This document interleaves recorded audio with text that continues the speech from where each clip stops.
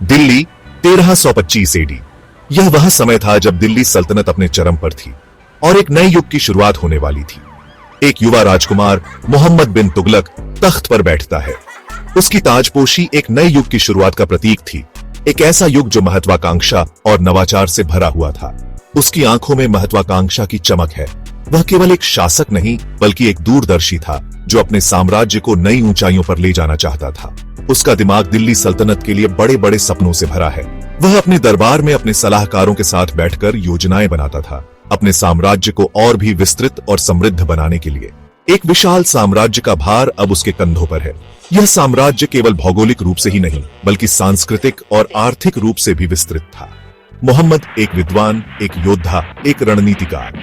वह केवल तलवार के बल पर नहीं बल्कि अपने ज्ञान और रणनीति के बल पर भी शासन करता था। वो एक शानदार साम्राज्य का सपना देखता था जो अरब सागर से बंगाल की खाड़ी तक फैला हो। उसकी दृष्टि में एक ऐसा भारत था जो एकता और समृद्धि का प्रतीक हो। उसका शुरुआती राज आशा की किरण, न्याय का बोलबाला था। उसके शासनकाल के प्रारंभिक वर्षों में लोग उसकी न्यायप्रियता और दूरदर्शिता की प्रशंसा करते थे। खुशहाली दिख रही थी, बाजारों में रौनक थी, गांवों में खुशहाली थी और लोग अपने भविष्य को लेकर आशान्वित थे। सुल्तान जनता का आदमी भेष बदलकर गलियों में घूमता था, उनकी परेशानियां सुनता था। वह अपने लोगों के बीच रहकर उनकी समस्याओं को समझने की कोशिश करता था। लेकिन भीतर ही भीतर एक तूफान उठ रहा था। उसके शासनकाल के मध्य में चुनौतियां और समस्याएं उभरने लगी जो उसके सपनों को धूमिल करने लगी। सुल्तान के दिल में एक अंधेरा छिपा था। क्या यह पागलपन था या फिर उन असंख्य जिम्मेदारियों का बोझ जो उसके कंधों पर था, या एक ऐसे ताज का बोझ जो सहना बहुत मुश्किल था। मोहम्मद बिन तुगलक का यह सफर एक ऐसे शासक की कहानी है जिसने अपने सपनों को साकार करने के लिए हर संभव प्रयास किया, लेकिन अंततः उन सपनों का बोझ ही उसकी सबसे बड़ी चुनौती बन गया। 1327 एडी। एक कड़कती बिजली। सुल्तान ने राजधानी बदलने का फरमान सुनाया। दिल्ली से उत्तर के दिल से दक्कन के पठार में दौलताबाद तक 1000 किलोमीटर से ज्यादा का सफर। लाखों लोग पलायन करने को मजबूर। बूढ़े, कमजोर, छोटे बच्चे सभी सुल्तान की महत्वाकांक्षा के बवंडर में फंस गए। असंतोष के बड़बड़ाने गुस्से की दहाड़ में बदल गए। सुल्तान बेपरवाह अपनी दृष्टि पर अटका रहा। उसने तर्क दिया कि केंद्र में स्थित राजधानी उसके विशाल साम्राज्य को एकजुट करेगी।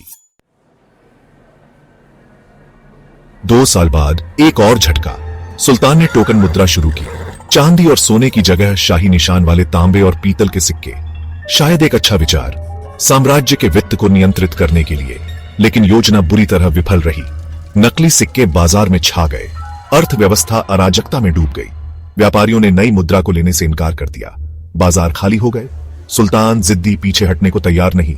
एक मजबूत केंद्रीकृत अर्थव्यवस्था का उसका सपना बर्बाद हो गया। जैसे जैसे असंतोष बढ़ता है, सुल्तान पीछे हटता है। अपने महल के पेचीदा गलियारों में उसकी कभी चमकदार आंखें अब शक से जलती हैं। फुसफुसाते हुए लोग उसका पीछा करते हैं। उसके खिलाफ साजिशें वो मानता है हर साये में छिपी है। उसका व्यामोह बढ़ता है, असली और काल्पनिक दुश्मनों से प्रेरित। उसके सलाहकार जो कभी भरोसेमंद थे अब अपनी बात कहने से डरते हैं। सुल्तान का क्रोध तेज और निर्दयी। दरबार जो कभी जीवंत बहस का स्थान था एक भयानक सन्नाटे में बदल जाता है। भाग 5। विद्रोह की आग। तुगलक के साम्राज्य की ढहती दीवारें। यह वह समय था जब तुगलक वंश का साम्राज्य अपने चरम पर था, लेकिन अंदर ही अंदर यह कमजोर हो रहा था। विद्रोह की लपटें लंबे समय से सुलग रही थीं, भड़क उठीं।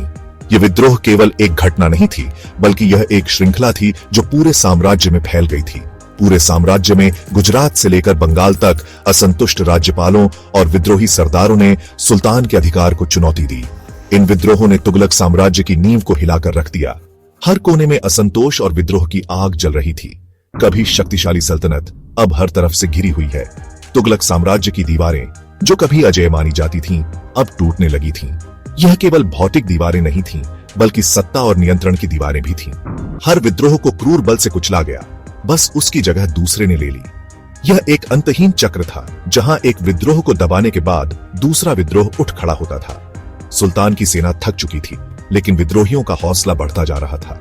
सुल्तान अपने व्यामोह में डूबा हुआ अपने साम्राज्य को घेरने वाले संकट की असली हद से बेखबर लगता है। वह अपने ही दरबारियों पर शक करने लगा था और उसे हर तरफ साजिशें नजर आने लगी थीं। उसकी मानसिक स्थिति और भी खराब होती जा रही थी। सत्ता पर उसकी पकड़ जो कभी पूर्ण थी अब फिसलने लगती है। तुगलक साम्राज्य का पतन अब अपरिहार्य था। सुल्तान की कमजोर होती पकड़ और बढ़ते विद्रोहों ने इस महान साम्राज्य को अंततः ध्वस्त कर दिया। भाग 6। एक रहस्य में डूबी विरासत, पागलपन या गलत समझा गया जीनियस। इतिहास मोहम्मद बिन तुगलक का एक विरोधाभासी चित्र पेश करता है। एक दूरदर्शी, एक अत्याचारी, एक विद्वान, एक पागल। क्या वह पागलपन से प्रेरित था या उसके इरादे नेक थे, उसके तरीके गलत थे? उसके विचार हालांकि क्रांतिकारी थे, पूरी तरह से बेबुनियाद नहीं थे। उसकी महत्वाकांक्षा एक मजबूत और समृद्ध साम्राज्य बनाने की निर्विवाद। फिर भी उसका शासनकाल एक शिक्षाप्रद कहानी है।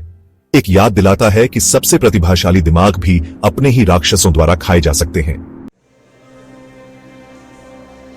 भाग 7। एक ताज का भार, तुगलक के आखिरी दिन। मोहम्मद बिन तुगलक के शासनकाल में सूरज डूबने लगता है। वर्षों की उथल पुथल ने अपना असर दिखाया है। साम्राज्य खंडित और कमजोर पतन के कगार पर खड़ा है। सुल्तान, उसका स्वास्थ्य खराब, खुद में और सिमट जाता है।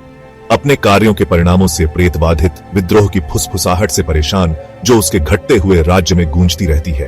1351 ईस्वी में 26 साल के उथल पुथल भरे शासनकाल के बाद मोहम्मद बिन तुगलक ने अंतिम सांस ली। भाग 8। निष्कर्ष, तुगलक की स्थायी छाया। मोहम्मद बिन तुगलक, वह सुल्तान जिसने बड़े सपने देखने की हिम्मत की। उसकी कहानी केवल एक शासक की नहीं है, बल्कि एक ऐसे व्यक्ति की है जिसने अपने समय से आगे की सोचने की कोशिश की। उसकी विरासत, प्रतिभा और मूर्खता, महत्वाकांक्षा और व्यामोह, नवाचार और विनाश के धागों से बुनी गई एक टेपेस्ट्री। तुगलक के शासनकाल में कई ऐसे निर्णय लिए गए जो आज भी इतिहासकारों के बीच चर्चा का विषय बने हुए हैं। क्या वह पागल था या बस अपने समय का एक नतीजा? यह सवाल आज भी उतना ही प्रासंगिक है जितना तब था।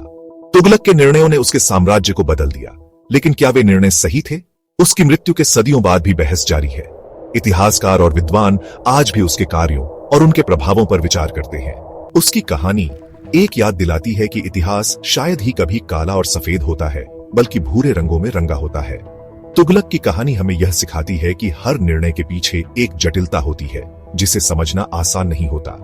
मानव स्वभाव की जटिलताओं का प्रमाण, जहां प्रतिभा और पागलपन अक्सर साथ साथ चलते हैं। तुगलक की कहानी हमें यह भी सिखाती है कि इतिहास में हर व्यक्ति के पास अपनी अच्छाई और बुराई होती है, और यह हमारे ऊपर है कि हम उसे कैसे देखते हैं।